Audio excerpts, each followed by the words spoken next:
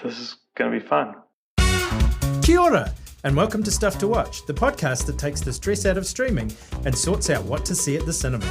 I'm James Croot, and this is the finale of our first season, so let's make it a good one. No pressure on my guests, Kylie Klein-Nixon. Hi! And Emily Brooks. Hi, James. Kylie, controversial question. What's been your favourite TV show finale? I loved Game of Thrones. I know I let a lot of fans down, but I even kind of enjoyed that. I enjoyed the butthurt over Daenerys going bad and Bran being made king, and like those things hadn't been telegraphed from the beginning. It was so good. I loved it. Emily, what about you? Look, this isn't an original one, but for me it's Breaking Bad. This is a near-perfect series already, I think, and the final episode was just like the chocolate shavings on the cherry, on the icing, on top of the cake. For me, I've got a couple of weird ones. One has to be Sound Elsewhere, as nutty as it was that it was all in the mind of Tommy Westphal and the shaking of the snow globe. The other one is Quantum Leap, which was stolen by Avengers Endgame, I have to say. I hope they don't kind of mess with it when they reboot the show or reimagine the show later. Anyway, let's find some stuff to watch. New at cinemas this week is Good Luck to You, Leo Grande, a comedy drama about an older woman's sexual awakening. It's essentially a two-hander with Emma Thompson playing the woman and Daryl McCormack, the escort hired to help her. I'm Leo. You must be Nancy. May I come inside? Yes.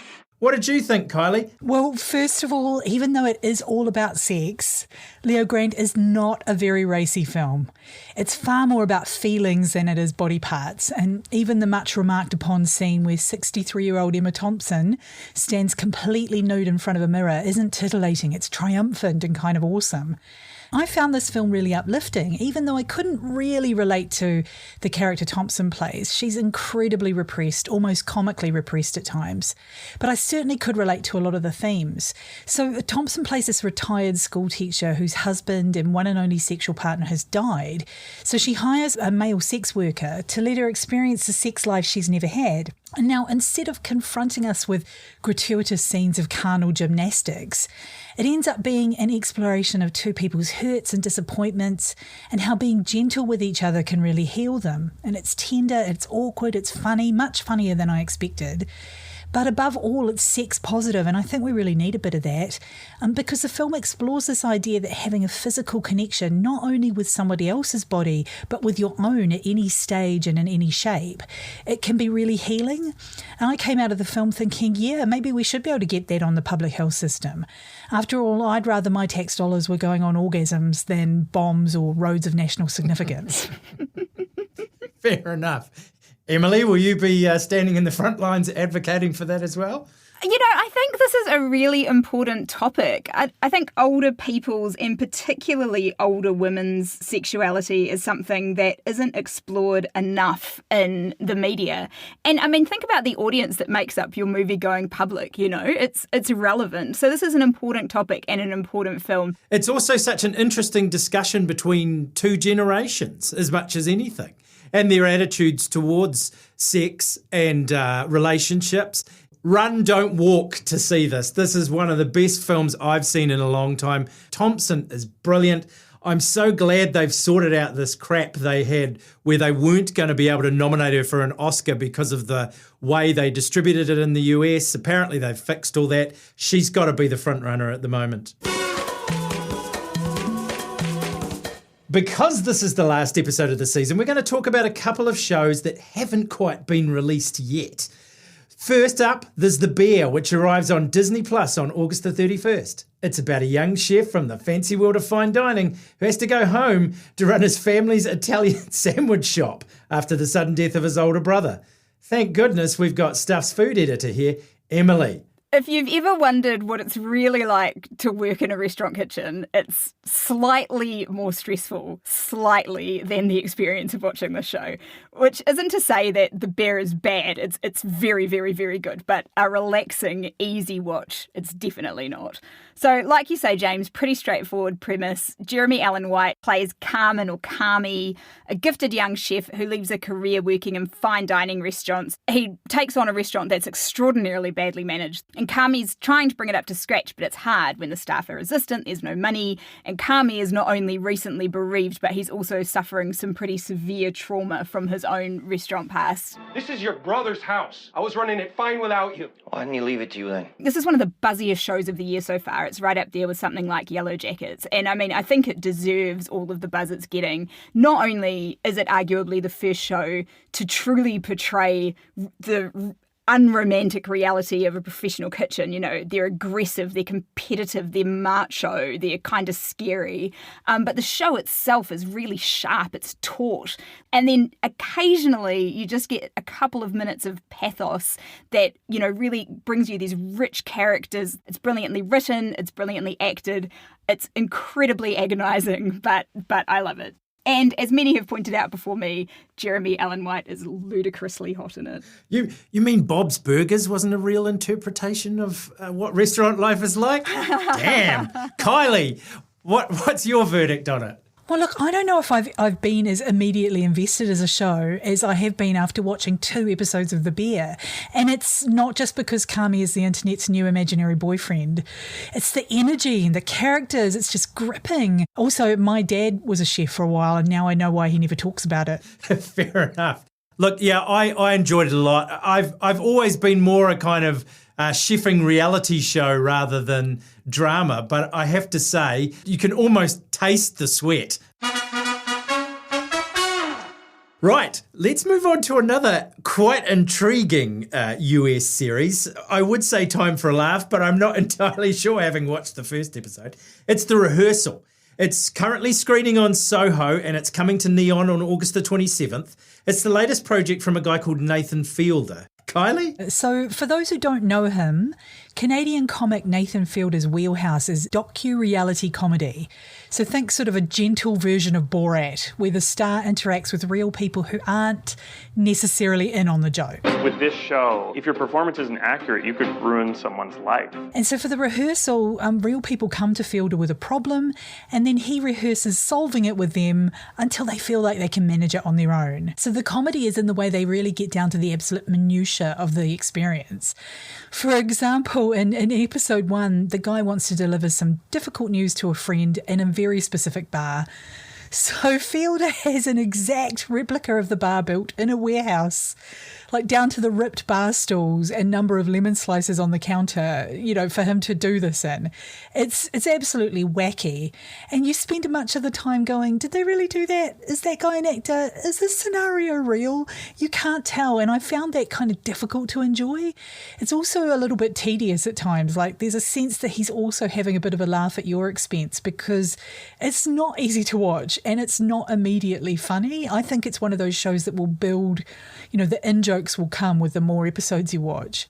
It does have to be seen to be believed. It is kind of Queer Eye as if it was reimagined by Larry David. It is definitely like almost a pastiche of those improve your lifestyle programs, but with such attention to detail, it's uncanny.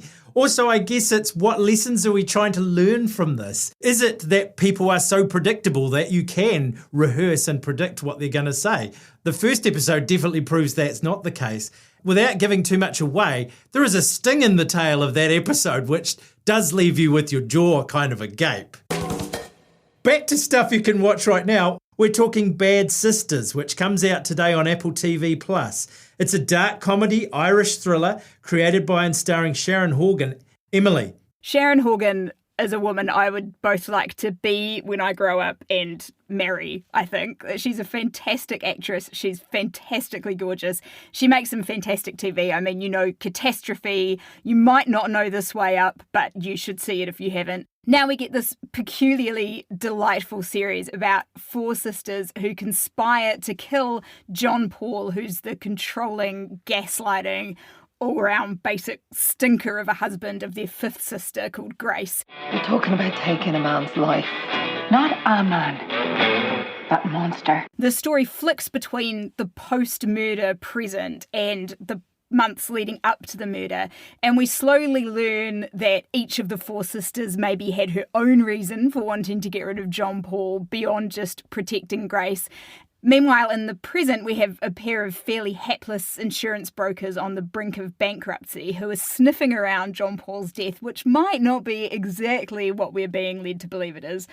There are so many compliments I could bestow upon this series. All of the acting's excellent. But the thing that really makes this shine is Horgan's impeccable writing. I think it's a masterclass in black comedy and suspense and slow revelation, and I'm really, really loving it. Yeah, I just love the, flat delivery of some brilliant one-liners in a lot of cases. Our final choice of this season is my classic cut, and probably my favourite movie of all time. It's certainly one of the movies that made me fall in love with the cinema when I was about 12 years old. Try and work that out as to how old I really am. If for some bonkers reason you've never seen it, it is the one with Michael J. Fox as Marty McFly and his effort to get, Back to the Future. I had a horrible nightmare. Dreamed I went back in time. Well, safe and sound now, back in good old 1955. 1955? It's just arrived on Netflix. It's just a brilliant high school comedy, romance, sci-fi adventure with some absolutely brilliant performances. Fox is at his charismatic best in this. Christopher Lloyd is just fantastic as the eccentric Doc. This is the gold standard Spielberg-produced, Zemeckis-directed, kid-alt movie of the 80s, and it just evokes a particular era. It is the best movie ever. Agree with everything you said. Also, my favourite movie of all time. One of the things I really love about this film is how every single little detail is important. Every line of dialogue will have significance down the line. It's so smart and just so rompingly fun. I adore this film. It's pretty much bizarrely timeless. And it's as perfect today as it was when it first came out. Everybody has waited for that time to share that movie with their own kids. Yes, I can't wait to show this to my kids. They're 5 and 7, and I feel like they're not quite there, and I don't want to show it to them too early because I want them to love it as much as I love it. I did that with Gremlins, and it was a mistake. Oh, yeah. Oof. Yeah, that could go wrong. Let's remind you what we talked about today. Good luck to you, Leo Grande is in cinemas now. The Bear is coming to Disney Plus on August 31st. The Rehearsal on Soho Now and on Neon from August 27th. Bad Sisters out today on Apple TV Plus. And my classic cut, Back to the Future, which has just arrived back on Netflix. So that's it, the end of this season. But like the Terminator, I'll be back. if you follow us on Apple, Spotify, wherever you get your podcasts really, you'll get the new episodes as soon as they drop. You'll find all the links at stuff.co.nz/stuff to watch. A huge thanks to all my guests on the series, including today's pundits, Kylie Klein-Nixon. Cheers, guys. And Emily Brooks. Thank you, that was fun. And to producer Chris Reed. I'm James Croot, and I've been finding you stuff to watch. I'll be back.